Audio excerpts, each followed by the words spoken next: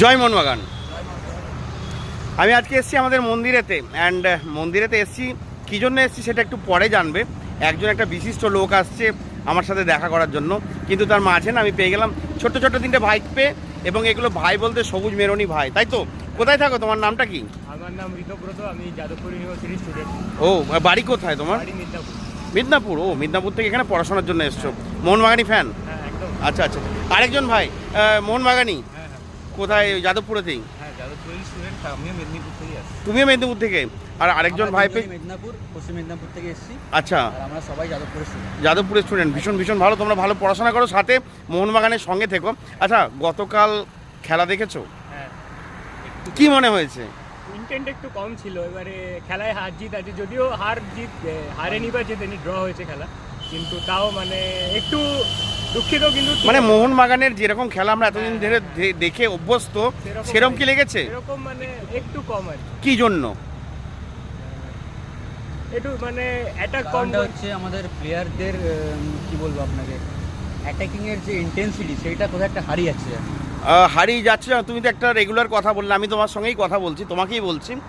আমাদের মলিনা বাবু coach first 11টা সিলেকশনটা যেখানেতে 6জন বিদেশি খেলানো যায়, জানো তো? সেখানেতে 3জন বিদেশি নিয়ে নামিয়েছিল, রবসান নেই।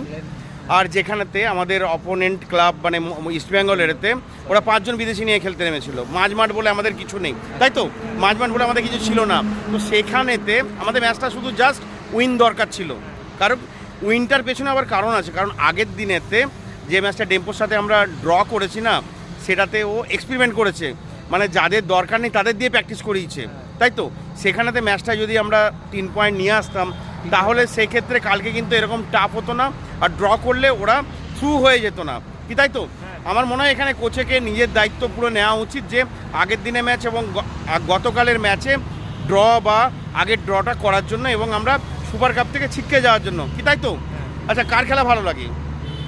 মোহনবাগানের খেলাই ভালো লাগে। মোহনবাগানের পেট্রাডসের খেলা ভালো লাগে। পেট্রোটাস মানে দিমি দা বস। তোমার কার খেলা ভালো লাগে? দিমি দা বস। বাট দিমি কিন্তু এবছর চলছে না, এবছর চলছে। তোমার কার খেলা ভালো লাগে?